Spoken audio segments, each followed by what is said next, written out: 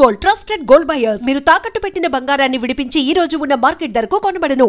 ఇంత కష్టపడుతున్నప్పుడు మీ డబ్బులు మీకు ఇవ్వడానికి ఏం సమస్య? అదే అసలు అది అది అది మహానుభావులు ఆ పెద్ద ప్రొడ్యూసర్స్ కొంచెం ఆలోచించుకొని మాకు ఏదైనా పేమెంట్లు మంచిగా ఎత్తుంటే మాకు అదే సంతోషం, అంత మించి ఏం లేదు. కన్నడ హీరో ఒక ఫైట్ చేసామని వాళ్ళ పేర్లు చెప్పకూడదు కానీ అది మొన్న 25 రోజులు చేసాం, 25 రోజులు చేసాం. అసలు వాళ్ళ ఫారెన్ ఫోన్ చేస్తే ఫారెన్లో సాంగ్ దొరుకుతుంది, వస్తాం వచ్చినాక ఇస్తాం. ఇలాగా కన్ను కాపుకొని చాలా కంపెనీలు అట్లాగా వీటన్నిటిని తట్టుకొని నిలబడి బతికేవాడు కొంచెం బతుకుతాడు.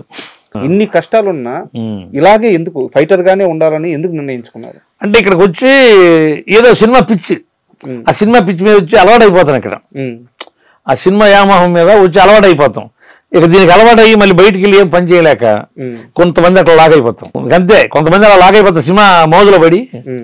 అరే మా ఆయుర్వేద చేసిన నేను రాలేదా, నాకు రూపాయి ఛార్జీలు పెట్టు, ఛార్జీలు కూడా లేకుండా ట్రైన్లో వచ్చాను. చెన్నై నుంచి సార్ దగ్గర నుంచి లెటర్ తీసుకెళ్ళి అక్కడ నుంచి పవన్ సార్ దగ్గరికి వెళ్ళి చూపించి మళ్ళీ తిరిగి రిటర్న్ అయితే నా దగ్గర 25 రూపాయలే ఉండి 30 రూపాయలు ఉన్నాయి. ఇక 30 రూపాయలు ట్రైన్లో కూర్చున్నాను. దేవుడు ఎవరు కదిలేదు అసలు. ఎందుకో అసలు టీసీలు నా ముందే వెళ్తున్నారు, నా ముందే వెళ్తున్నారు. ఇదంతా రాసుందన్నా, మీరు ఇండస్ట్రీకి రావాలి, 6 ఏళ్ళ సుదీర్ఘమైన ఒక కెరీర్ ని లీడ్ చేయాలి, 1000కి పైగా సినిమాల్లో నటించాలి, ఎంతమంది హీరోలకు దగ్గర అవ్వాలి, ఇన్ని లక్షల మంది ఇన్ని కోట్ల మంది ఫ్యాన్స్ కి లేకుంటే సినిమా అభిమానులకి దగ్గర అవ్వాలి. ఇదంతా మీ నుదుటి మీద రాసుంది. లేకపోతే ఏమో భగవంతు, నాకు ఆ 30 రూపాయలు పెట్టుకుని సెంట్రల్ రైల్వే స్టేషన్ లో 3 రోజులు పడుకున్నాను. ఏంటి, ఎందుకంటే ఆటన పెడితే నీకు ఆ ప్లాట్ఫారం టికెట్ ఇస్తాడు, ఆటన తర్వాత 30 అయింది, తర్వాత రూపాయి అయింది. ఆటన పెడితే ప్లాట్ఫారం టికెట్ ఇస్తాడు, మంచి ఫ్యాన్ చూసుకొని శుభ్రంగా మనకి లాక్ ఇస్తాడు, మన సూట్గా మనం బ్యాగ్ పెట్టుకునేదానికి, మన బట్టలు పెట్టుకునేదానికి. అక్కడే స్నానం చేయటం, ఆ బయటికి వెళ్ళటం, ఏదో నట్టిపళ్ళు తెచ్చి తింటాం, మంచి ఫ్యాన్ చూసుకొని ఆ ఫ్యాన్ కింద పడుకోవటం, తెల్లారి లేచి మళ్ళీ పొద్దున్నే ఇదంతా తిరగటం. అలా 3 డేస్ ఉన్నా. నాకు అప్పుడు అర్థం కాక, స్టార్టింగ్ వెళ్ళేది కూడా అర్థం కాక 3వ రోజు తర్వాత లెటర్ ఆయన దగ్గరికి తీసుకుని వెళ్ళాను. ఓకే, ఎవరు పవన్ కళ్యాణ్. ఆయన అప్పుడు వీళ్ళు అక్కడ రంగనాథపురంలో అక్కడ ఉన్నారు. అట్లా అంటే పవన్ కళ్యాణ్ గారు అన్నారు కాబట్టి మీరు చాలా సినిమాలు చేశారు పవన్ కళ్యాణ్ గారితో. ఆయన ఫైట్స్ అన్ని చాలా రియలిస్టిక్ గా ఉంటాయి అండ్ కంపోజింగ్ కూడా ఆయనే చేసుకుంటారు చాలా వరకు అని చెప్పి. ఆల్రెడీ మార్షల్ ఆర్ట్స్ కదా ఆయన, తప్పదు ఆయన చేసి చేసుకోవాలి, ఆయన కంపోజ్ చేస్తాడు కదా. అంటే ఎలా ఉంటుంది ఆయన ఫైటింగ్? ఆయన బ్లాక్ బెల్ట్ రెడ్ బెల్ట్ అన్నా ఉంది, ఆయనకి ఆల్రెడీ ఒక ఇది ఉంది. అంటే ఆయన ఒక స్టైల్గా అందరికంటే నేను ఒక డిఫరెంట్గా ఉండాలి, నా స్టైల్ ఇది అనేది ఒక చేతుల విద్య ఉంది ఆయనకి. ఆల్రెడీ కరెక్ట్ మాస్టర్ ఆయన, బ్లాక్ బెల్ట్ రెడ్ బెల్ట్ ఏదో ఉంది ఆయన, బాగా చేస్తాడు ఆయన. టైమింగ్ ఎలా ఉంటుందన్నా? బాగానే ఉంటుంది. ఓవర్లాప్ అయి కొట్టడం అట్లా ఏం జరుగుతుంది? ఆయన కరెక్ట్గా చేస్తాడు. వాళ్ళు నేర్చుకుని ఉన్నాడు కదా, బయట దేశాలు నేర్చుకున్నాడు కదా. అవును, బాగా చేస్తాడు, బాగుంటుంది ఆయన. కట్అవుట్లు అంతా బాగానే ఉంటుంది, ఆ కట్టింగ్ గిట్టింగ్ అన్ని బాగానే ఉంటాయి. అయితే ఇండస్ట్రీలో ఇంతమందితో పరిచయాలు ఉన్నా సరే ఒక స్టార్ హీరోతో మాత్రం మంచి అనుబంధం ఉందంట. ఎవరు ఆ హీరో? అందరితో ఉంటాను, అల్లు అర్జున్ గారితో. చెన్నైలో ఉన్నాడు ఇప్పుడు ఆయన, ఆ సినిమా చేస్తున్నాడు కదా అట్లీతో. ఆయనకి నాకు ఆ సినిమా కాడి నుంచి మా ఇద్దరికి బాగా కుదిరిందన్న. ఏది సరైనడు సినిమా కాడి నుంచి బాగా మా ఇద్దరికి లింక్ బాగా కుదిరింది. ఒక మంచి షాట్ చేశాను నేను, బాగా గొయ్యి తవ్వుతారు. ఆయన కొడితే ఆ లేచి ఆ దమ్మస్ తీసుకొని కొడతాడు, ఆ లేచి కరెక్ట్గా వచ్చేసి ఆ గొయ్యిలో తలకాయంతో ఎర్రాకి వెళ్ళిపోతాడు. ఆ రోజు నుంచి ఆయన బిత్రపోయాడు, సస్తాడు రావాడు డైరెక్ట్ దూకడం. ఇంకా రోప్లోనే ఆ హైట్కి వెళ్ళాను, ఆ హైట్ రోప్లో లాగుతారు, ఆ హైట్లోకి వెళ్ళేసి కరెక్ట్గా వచ్చి ఆ బెజ్జాన పడ్డాను, నా తలకాయ ఎర్రా దొరకడిపోతుంది. అవును, షాట్ గుర్తు. అక్కడ నుంచి నాకు ఆయనకి ఒక చిన్న అనుబంధాలు పిలుస్తాడు మంచిగా.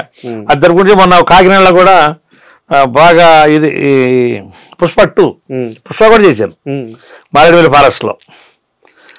పుష్ప 2 కూడా మన కాకినాడలో మంచిగా దగ్గరికి పిలిచి మంచిగా మాట్లాడి జాగ్రత్తగా, ఇక్కడన్నా జాగ్రత్తగా ఉంటాను కదా, పిల్లా జిల్లా ఉన్నారు కదా, ఇక్కడన్నా జాగ్రత్తగా ఉన్నాను. చిన్న కొన్ని సినిమాలు కొంచెం రికమెండ్ చేస్తాడు. నువ్వు అక్కడికి వెళ్ళి ఫలానా ఆఫీస్ కాడికి వెళ్ళు ఆయన ఫోన్ చేసి చెప్తాడు. అంత అసలు ఆయన ఎంత పెద్ద స్టార్ హీరో, అంత బిజీలో ఉండి ఆయన చెప్తాడు రామకృష్ణకి మాత్రం ఏదో ఒక సహాయం నన్ను చూస్తే ఆయన ఆయనకి మైండ్లో కట్టమని పడిపోతుంది. చెప్తాడు పాపం. అడగ కూడా రమ్మన్నారంటే చెన్నైకి కూడా. చెన్నైకి అది మొన్న ఎలా అవుతుంది అది చెన్నైకి. నేను దానికి వీళ్ళు రాజ్యసభకు లాక్కెళ్ళారు.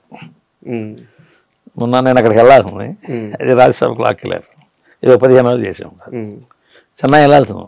ఆయనే మేనేజర్కి ఫోన్ చేసి వాడు కరీర్ ఉంటాడు పిలువాడిని ఆడ వేసుకుని వచ్చాయని చెప్పి ఆయన మా ఆఫీస్కి కూడా వచ్చాడు మేనేజర్.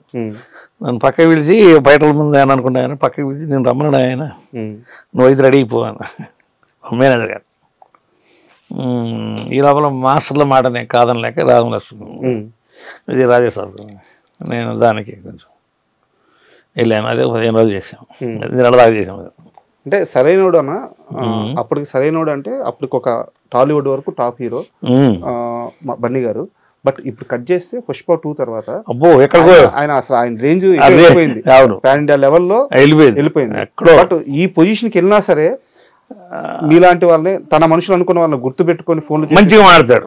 మంచిగా ఆ స్థాయికి వెళ్ళాను అనే ఐడియా అసలు అది అనుకో. అసలు నేను ఆ సముద్రంలో ఉన్న నాటుబళ్ళ ఇలా కొత్త ఉంటే దేంట్లో మన ఇది ఈ ఆ పుష్ప 2లో సముద్రంలో నుంచి బళ్ళు టేకి నాటుబళ్ళు లాక్కొస్తా ఉంటే నన్ను ఆఫ్ చేసి మరి అక్కడ మళ్ళీ కాళేరు కొడుకు పోయి జాగ్రత్త చేసుకున్నాను చిన్నగా లాక్కెళ్ళి. అంటే ఆయన నన్ను అలా చూస్తూ ఉన్నాడు, మంచిగా మాట్లాడాడు. అక్కడికి వెళ్ళాల్సింది మొన్న చెన్నైకి, అది కొంచెం అది వెళ్ళలేకపోయాను. అది సేమ్ అదే మళ్ళీ ఇక్కడ జరుగుతుందంట. సేమ్ అదే చెన్నై సినిమా అక్కడ చేసేది. ఈ షెడ్యూల్ వెళ్తాను. ఓకే, ఈ షెడ్యూల్ కలుస్తారా కన్ఫామ్గా? ఈ షెడ్యూల్ వెళ్తాను, లేకపోతే రికమెండ్ చేశాడు కదా, వెళ్ళకపోతే ఆయన కూడా కొంచెం ఏదో ఫీల్ అవుతాడు. అండ్ రామానాయుడు గారి ఫ్యామిలీ విషయానికి వస్తే మీకు పక్కనే, మీ ఊరికి పక్కనే అంటే వెంకటేష్ గారు నాకంటే నువ్వే ఎక్కువ సినిమాలు చేసావు పోరా అని చెప్పి అంత ఆప్యాయంగా పలకరించే మనిషి. అవును, ఎక్కి మామ షూటింగ్ వెళ్ళాను జమ్మూ కాశ్మీర్. అంత ఐస్లోనే ఐస్ గట్ల పైన షూట్ ఫైట్. అంటే సురేష్ గారితో అంటున్నాడు, రే సురేష్ బాబు అంటే, అరే వాడు 1000 సినిమాలు దాటిపోయినాడు, నాకంటే ఎక్కువ వాడే చేశాడు, నాకంటే ఎక్కువ వాడే చేశాడు అని సురేష్ బాబు చెబుతా ఉన్నాడు. చాలా చోట్ల ఆయన సినిమా కూడా నేను బాగా చేశాను. ఎన్ని సినిమాలు వెంకటేష్ గారితో కూడా ఎన్ని చేశారు? వెంకటేష్ గారితో 10-12 సినిమాలు చేశాను. రాణా గారితో 2 సినిమాలే చేశాను నేను. మన హీరోల గురించి, మన మేకర్స్ గురించి చాలా గొప్పగా చెప్పారు. అండ్ వాళ్ళందరూ కూడా మీకు అలాగే ఉపయోగపడ్డారు, మీరు కూడా వాళ్ళకి అలాగే ఉపయోగపడ్డారు. అయితే ఇక్కడ నాకు ఒక క్వశ్చన్, మన ఫైటర్స్ కి ఇప్పటి వరకు ఇన్సూరెన్స్ లేదు. ఇన్సూరెన్స్ ఎవరు చేయలేకపోయారు. నేను ప్రభాస్ గారిని అడిగాను ఒకసారి, ఇది ఒక హెల్ప్ చేయండి బాబు, చిన్న అదే బొంబాయిలో అతను చేశాడు అందరికి, ఇది ఒకటి చేయండి మీరేం చెప్పారు అడిగితే చూద్దాం అన్నాడు. మన యూనియన్లో అన్ని ఏళ్ళు కరెక్ట్ లేరు వీళ్ళు, దానివల్ల నేను అంటే మీరు అందరూ వెళ్ళి కరెక్ట్గా అప్రోచ్ అయితే వీళ్ళందరూ కలిసి కరెక్ట్గా వెళ్తే చేస్తాడు. మన హీరోలు చేస్తారా? చేస్తాడు. మీకు నమ్మకం ఉందా? నాకు అందరు కాదు, నాకు ఆయన అయితే చేస్తాడు. ప్రభాస్ గారు చేస్తాడు, ఆయన ఒక్కరు చాలు. ఏ పెద్ద ఇదేం కాదు. ఎంతమంది ఉన్నారన్న ఫైటర్స్? ఇప్పుడు 400 మంది ఉన్నాం. ఇన్సూరెన్స్ చేయాలంటే అందరికి ఎంత అవుతుంది? ఒక్కొక్కడికి అది దాన్ని బట్టి ఉంటుంది. అది అక్కడ ఇప్పుడు చిన్నగా 2 లక్షలు చేయించుకోవచ్చు, 3 లక్షలు చేయొచ్చు, 4 లక్షలు, దాన్ని బట్టి ఉంటుంది. అది ఎంత అయినా కానీ ఆయన చేయగలడు. అంటే నేను ఒకసారి అడిగాను, అంటే షూటింగ్ కాడనే అడిగాను, అదే బొంబాయిలో అతను చేసాడండి ఫైటర్లు అందరికి, మీరు కూడా మంచి పేరు ఉంటుందండి అని చెప్పాను. ఇది ఎప్పుడు మీరు చిరంజీవి గారి దృష్టికి తీసుకెళ్ళలేదా మీ యూనియన్ కానీ ఎవరన్నా? అంటే ఏది దీనికే ఇన్సూరెన్స్ దే, ఎందుకంటే రోజు మొత్తం ప్రమాదాలతోనే మీరు అవును ట్రావెల్ చేయాల్సి ఉంటుంది. ఏ రోజు ఎవరికి ఏమవుద్దో తెలియదు. దృష్టికి తీసుకువెళ్ళినా కూడా కొంతమంది వెళ్ళలేదు. యూనియన్ వాళ్ళు మరి అక్కడ ఇందాక వెళ్ళారో లేదని నాకు తెలియదు. అంటే నేనైతే సార్ని ఎప్పుడు అడగలే, ఈయనైతే గట్టిగా అడిగాను నేను.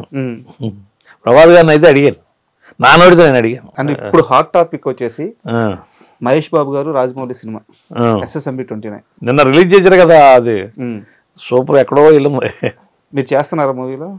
లేదు, నా దానికి ఒక బ్యాచ్ ఉన్నారు సపరేట్గా.